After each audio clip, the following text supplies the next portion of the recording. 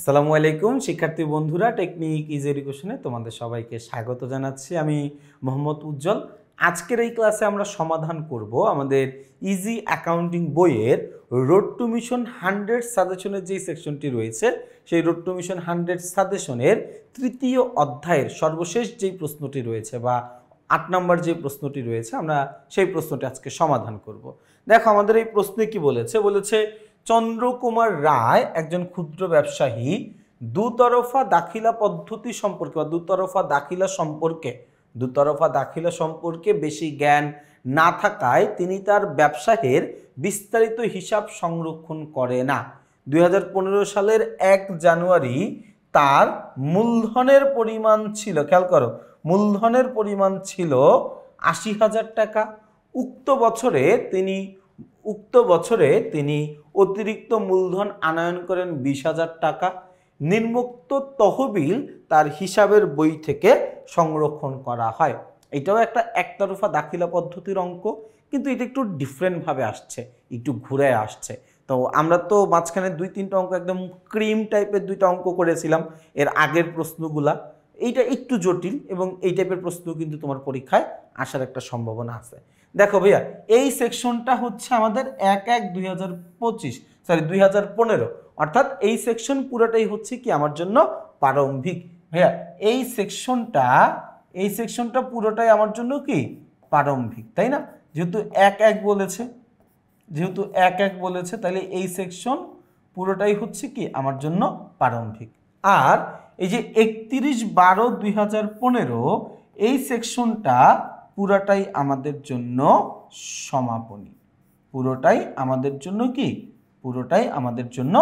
সমাপনী। ওকে, কি বলা আছে?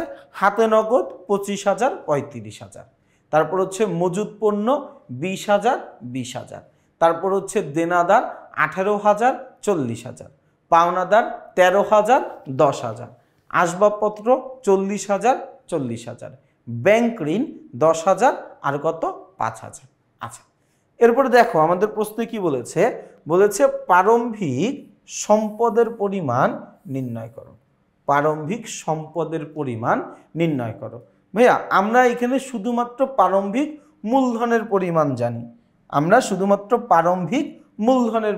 জানি, তাহলে আমি প্রারম্ভিক সম্পত্তিটা কিভাবে বের করব? আমি আমার এই প্রশ্নটায় শুধুমাত্র প্রারম্ভিক মূলধনের পরিমাণ জানি, তাই না? ভাই আমি কিসের পরিমাণ জানি? আমি এখানে শুধুমাত্র প্রারম্ভিক মূলধনের পরিমাণ জানি। কিসের পরিমাণ? প্রারম্ভিক মূলধনের পরিমাণ জানি। তাহলে আমি এখান থেকে প্রারম্ভিক দায়ের পরিমাণটা আসলে কিভাবে বের করতে পারি? আমি আমার এই প্রশ্নটা থেকেই প্রারম্ভিক দায়ের পরিমাণটা আমি কিভাবে বের করতে পারি, তাই না? আচ্ছা, এই ক্ষেত্রে আমাদের যেহেতু প্রারম্ভিক কি বের করতে বলছে? সম্পদ। আমার যেহেতু প্রারম্ভিকের আলাদা একটা সেকশন এখানে আছে, তাই না? হাতে নগদ সম্পদ, মজুদ পণ্য সম্পদ, দেনাদার সম্পদ, আসবাবপত্র সম্পদ। তাইলে আমি যদি আমার হাতে নগদ, মজুদ পণ্য, দেনাদার, আসবাবপত্র এই 4টা আমি যদি যোগ করে দেই, এই 4টা আমি যদি কি করে দিতে পারি ভাইয়া? এই 4টা আমি যদি যোগ করে দিতে পারি, তাহলে যেটা আসবে ওইটাই কি আমার জন্য প্রারম্ভিক সম্পদ। প্রারম্ভিক সম্পদ মানে বছরের 1 তারিখের সম্পত্তির পরিমাণ। আমি তো ওইটাই করতেছি রে ভাই, কত? হাতে নগদ, মজুদ পণ্য, দেনাদার, আসবাবপত্র।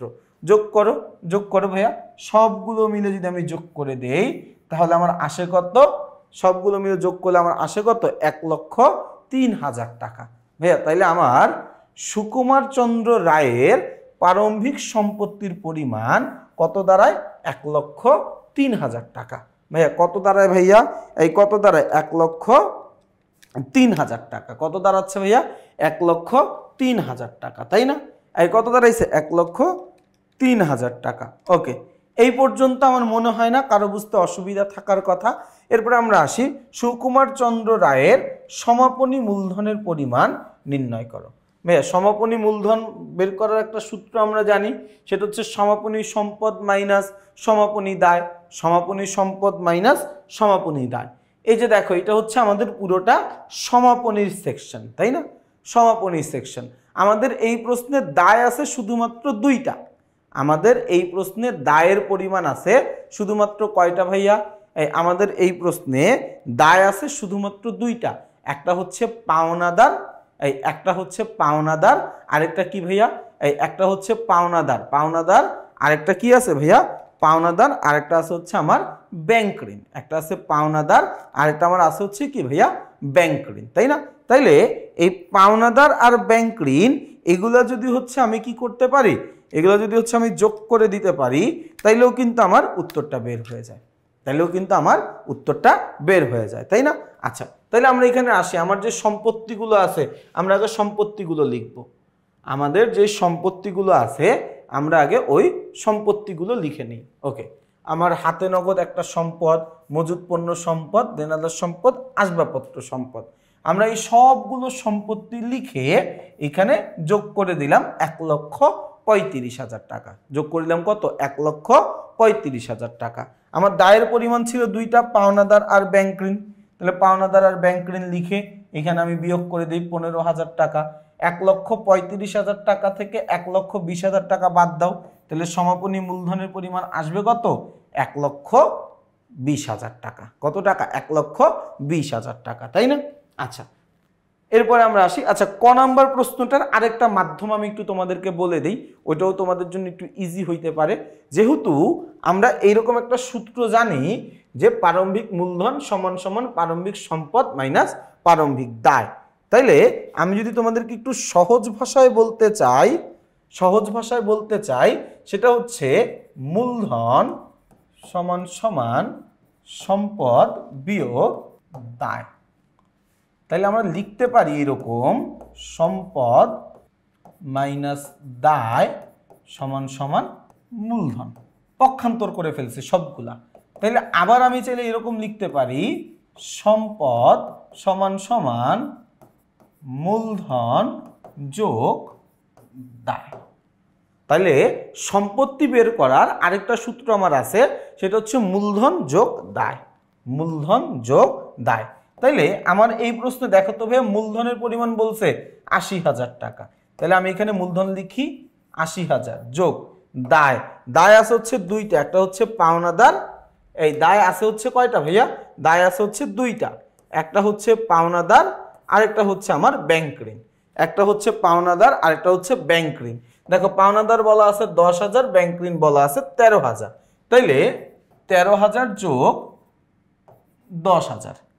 তাহলে এখন তুমি যোগ করো তো ভাইয়া, 80,000 যোগ 13,000 যোগ 10,000। তাহলে ভাইয়া আসে কত? 1,03,000 টাকা। 1,00,000 কত টাকা? 3,000 টাকা। ভাইয়া আমরা কিন্তু ক নাম্বারের উত্তর 1,03,000 টাকাই বের করছিলাম, তাই না? এই সুকুমার রায়ের প্রারম্ভিক সম্পত্তির পরিমাণ 1,03,000 টাকা। আমি বিকল্প নিয়মটাও তোমাকে বলে দিলাম, মানে আমি খ নাম্বারটা করতে করতে মাথায় আসলো, এই জন্য বলে দিলাম যে তোমার যেভাবে সুবিধা মনে হয়, তার কারণ তোমার হাতে আসলে অপশনটা থাকা উচিত, তোমার যেটা ভালো লাগে তুমি ওইটা করবে। আমি তোমাকে অঙ্কর দুইটা নিয়মই শেখাই দিলাম, কারণ দুইটা নিয়ম বইতে দিতে পারলে ভালো হইতো, বাট একই অঙ্কের তো আসলে দুইটা নিয়ম বইতে দিতে পারতেছি না, তাহলে বইয়ের সাইজটা অনেক মোটা হয়ে যাবে। এই জন্য আমি আসলে একটা নিয়মই তোমাকে দিয়ে দিলাম। আচ্ছা,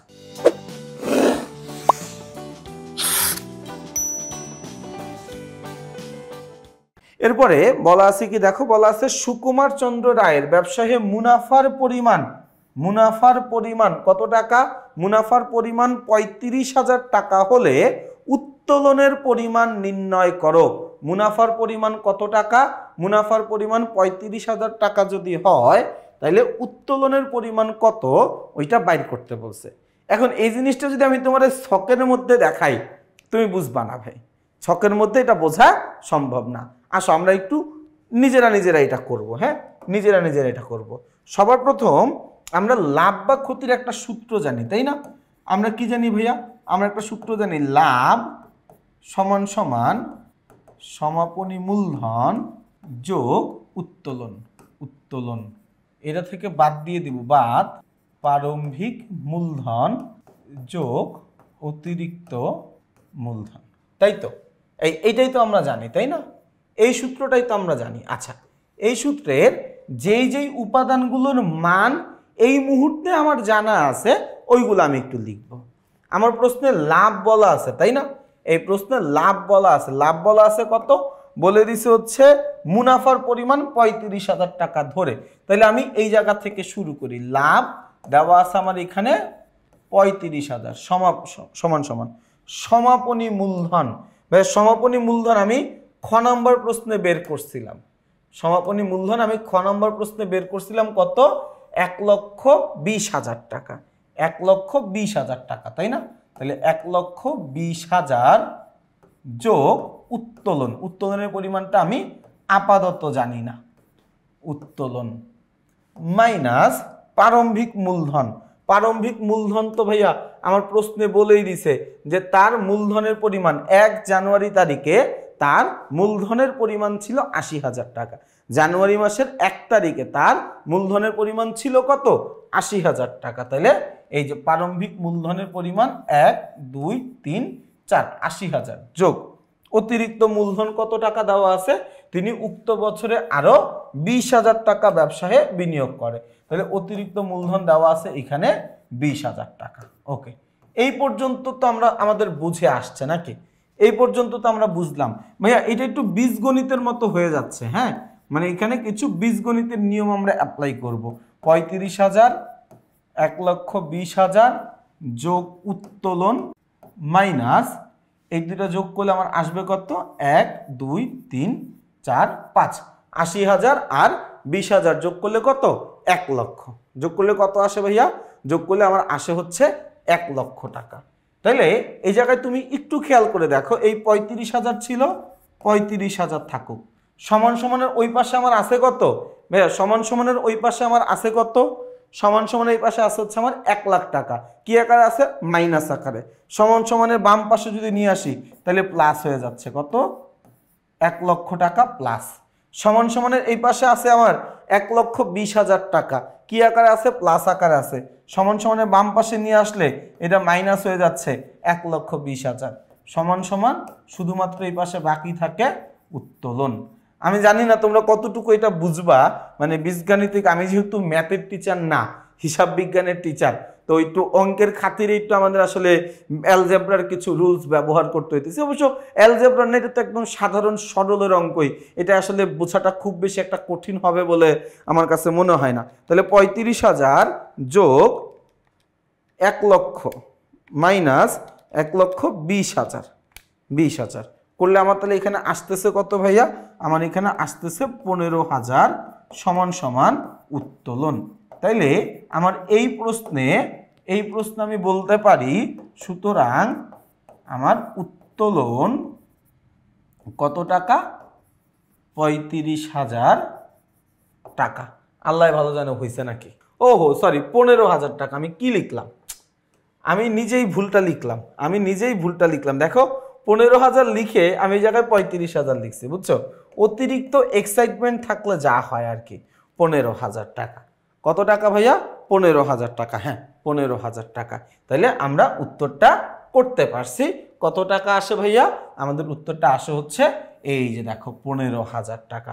ভাইয়া আমি তোমাকে বলি, তুমি যদি এইভাবে ছকে করতে না পারো কোনো অসুবিধা নাই, তুমি পরীক্ষার হলে এইভাবেই অঙ্কটা কইরো, তোমার অঙ্ক কাটবে না। এইভাবে অঙ্কটা কইরো, অঙ্কটা কাটবে না। শুধুমাত্র অঙ্ক করার আগে এই জায়গায় একটু লিখে নিয়ে যে আমরা জানি, হ্যাঁ, এই জায়গাটা একটু লিখে নিয়ে যে আমরা জানি, এটা লিখে তুমি এইভাবে অঙ্কটা কইরো। যেহেতু লিখে লিখে করাইছি তো হাতের লেখাটা একটু পচা হয়ে গেছে। আসলে আমার হাতের লেখাটা এতটা পচা কিন্তু না, তাই না? ওকে ফাইন, তাহলে একটু খেয়াল করে দেখো, আমরা কিন্তু খুব চমৎকারভাবে এই 8 নাম্বার প্রশ্নটাও সমাধান করে ফেলতে পারলাম। এবং আমার কাছে মনে হয় এই পুরো তৃতীয় অধ্যায়ে এই রোড টু মিশন 100 সাজেশনের ইজি অ্যাকাউন্টিং বইয়ের রোড টু মিশন 100 সাজেশনের 3 নাম্বার অধ্যায়ের যেই 8টি সৃজনশীল প্রশ্ন রয়েছে, আমরা কিন্তু এই 8টা প্রশ্নই বিস্তারিত ব্যাখ্যা করেছি। এবং এই ব্যাখ্যাটা তোমরা দেখতে পেরেছো তোমাদের বইয়ে থাকা কিউআর কোডটি স্ক্যান করার মাধ্যমে। তো যারা যারা বইটি এখনো সংগ্রহ করো নাই, আমি তোমাদেরকে বলবো খুবই দ্রুত সময়ের মধ্যে বইটি সংগ্রহ করে ফেলো। তার কারণ তুমি কিন্তু ইজি অ্যাকাউন্টিং বইটি কিনলেই বইয়ের সাথে শিক্ষককেও বিনামূল্যে পেয়ে যাচ্ছ। তোমাদের সকলের জন্য অনেক অনেক শুভকামনা রইল। সবাই ভালো থাকবা, সুস্থ থাকবা, আমার জন্য বেশি বেশি করে দোয়া করবা। আসসালামু আলাইকুম।